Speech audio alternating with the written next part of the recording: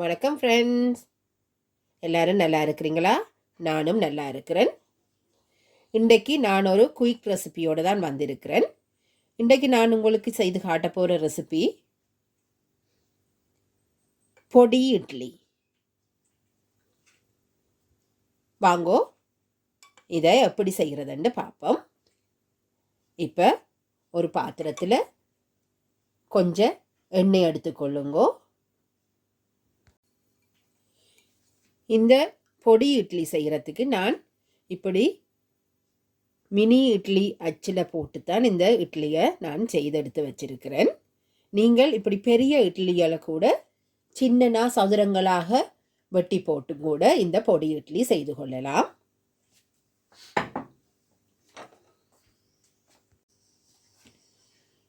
இப்படி சின்ன துண்டுகளாக வெட்டி போட்டு நீங்கள் செய்து கொள்ளலாம். இந்த பொடி இட்லி செய்கிறதுக்கு முக்கியமாக உங்களுக்கு இட்லி பொடி தேவை. இட்லி பொடிக்குரிய ரெசிபியும் என்னுடைய வீடியோவில் இருக்குது. அதை நான் இங்கே டிஸ்கிரிப்ஷனில் உங்களுக்கு தாரேன். நீங்கள் அதை கிளிக் பண்ணி அந்த இட்லி பொடி செய்கிறது எப்படி என்று பார்த்துக்கொள்ளலாம். இப்போ எண்ணெய் எங்களுக்கு சூடாகி கொண்டு வந்துட்டுது. இந்த நேரம்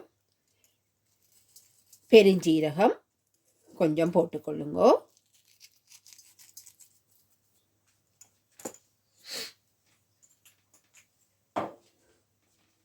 இந்த பெருஞ்சீரகம் பொரிந்து வார இந்த நேரத்தில் எடுத்து வச்சிருந்த கொஞ்சமாக சின்னனா நறுக்கின வெங்காயம், நான் இதில் பாதி வெங்காயம் சேர்க்கிறேன். அதோட சேர்த்து ஒரே ஒரு பச்சை மிளகாய் எடுக்கிறேன். ஏனென்றால் இட்லி பொடியும் உங்களுக்கு கூடுதலான காரமாக இருக்கும். ஆனபடியாக நான் ஒரு பச்சை மிளகாயும் கருவேப்பிலையும் இதோட சேர்க்கிறேன்.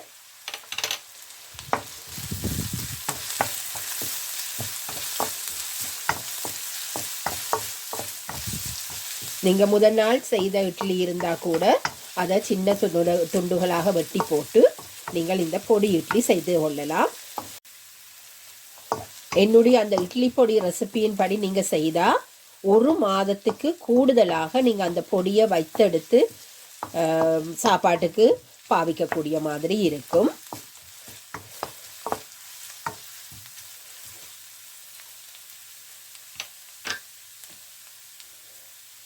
இப்போ இந்த வெங்காயம் எல்லாம் கண்ணாடி தன்மையாக வர தொடங்கின உடனே 2 தக்காளி பழம் 2 சரியான சின்ன துண்டுகளாக வெட்டி கொள்ளுங்க. இல்லையண்டா ஒருக்கா பிளெண்ட் பண்ணி கூட எடுத்து போடலாம். சின்ன துண்டுகளாக வெட்டி 2 தக்காளி பழம் நான் இதில் சேர்த்துக்கொள்ளுறேன்.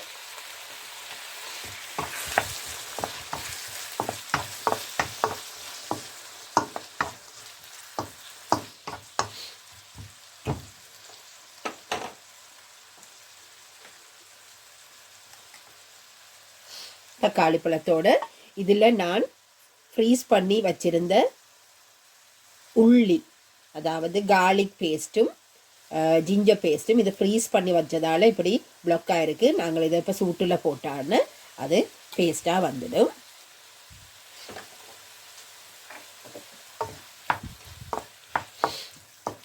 இந்த இஞ்சி உள்ளியையும் சேர்த்து இதோட போட்டுட்டு ஓரளவு உங்களுக்கு தேவையான அளவுக்கு உப்பு சேர்த்து கொள்ளுங்க.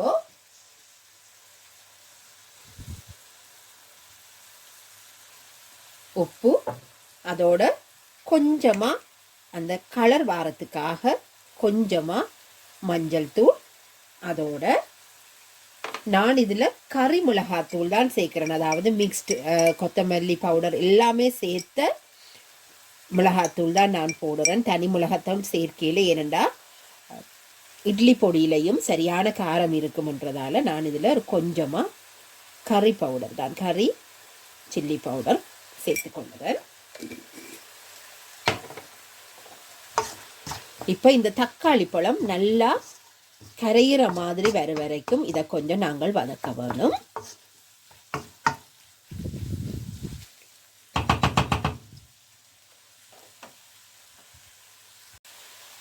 இதை கொஞ்சம் மூடி போட்டு வதங்க விட்டோம்னு சொன்னால் கொஞ்சம் கெதியில் வதங்கிடும்.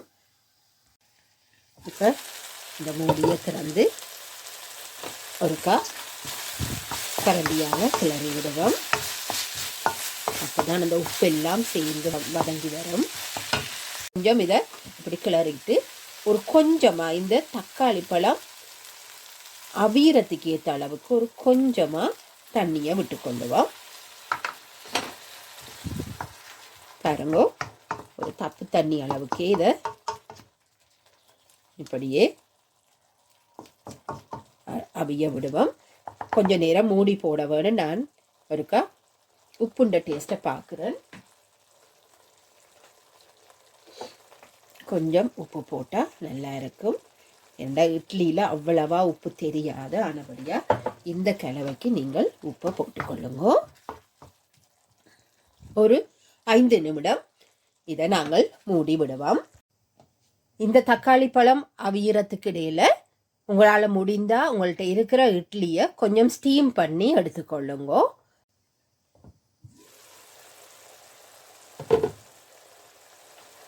பாருங்க, தக்காளி பழம் எல்லாம் வடிவாக அவிஞ்சிட்டுது.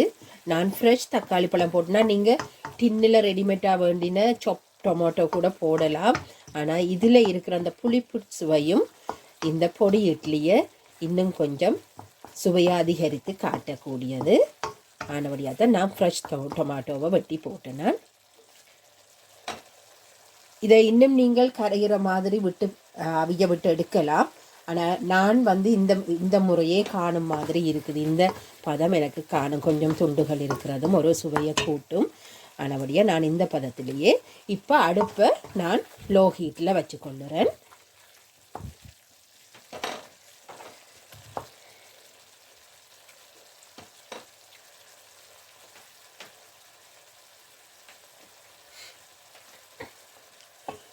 நான் ஹீட் பண்ணி வச்சிருக்கிற அந்த மினி இட்லியும் பெரிய இட்லியில் துண்டுகளாக வெட்டினதையும் நான் இப்போ இந்த மிக்ஸில் எல்லாத்தையும் அப்படியே சேர்க்கிறேன்.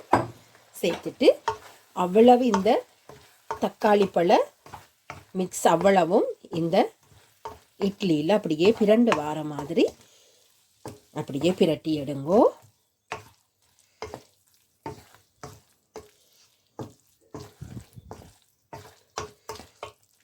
பாருங்க, கொஞ்ச நேரம் அதெல்லாம் ஊறி வர வேணும். அப்போ தான் சுவை கூடுதலாக இருக்கும்.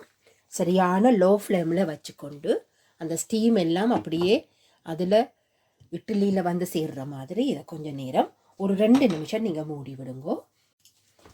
இப்போ இதை திறந்து இன்னும் ஒரு கொஞ்ச நேரம் நாங்கள் இதை கிளறி விடுவோம். எங்களுக்கு அந்த தண்ணி தன்மை அதிகமாக இல்லாமல் விட்டால் சரி. பாருங்க, வடிவாக எல்லாம் ஊறி இருக்குது.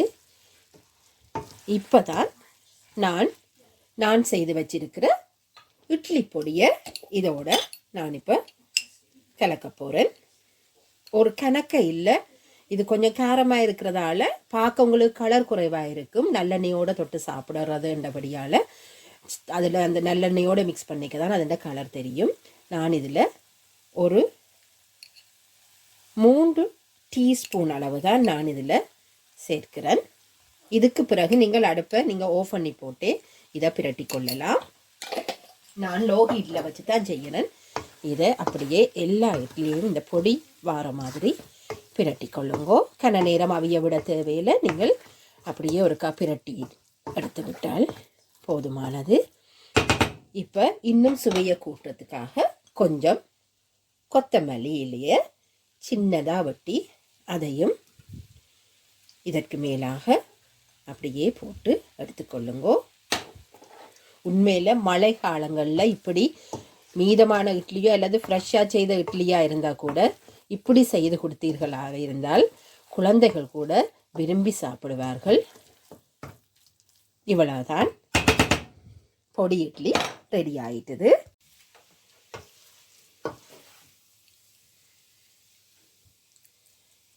பாருங்கோ, நல்ல சுட சுட ஆவி பறக்க பாருங்கோ பொடி இட்லி ரெடி ஆயிட்டு. இது நீங்கள் டிஃபினாக கூட செய்யலாம், இல்லை லஞ்சுக்கு கூட குழந்தைகளுக்கு கொடுக்கலாம். மிகவும் சத்தானது. எதற்காக சொல்கிறேன்னா, இட்லியில் நாங்கள் சேர்க்குற உளுந்து அதே நேரம் அந்த இட்லி பொடியில் நான் ஹை ப்ரோட்டீனான முறையில் தான் அதை செய்திருக்கிறேன்.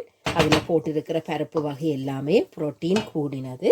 ஆனபடியாக குழந்தைகளுக்கு நீங்கள் இப்படி ஒரு பாத்திரத்தில் இவ்வளவு அளவு கொடுத்தாலே இனி இல்லையண்ட சத்து நிறைந்ததாக இருக்கும். ஆரோக்கியம் எப்பவும் அவசியமானது. மீண்டும் இன்னொரு வீடியோவில் உங்களை சந்திக்கிற வரைக்கும் தேங்க்யூ. பாய்.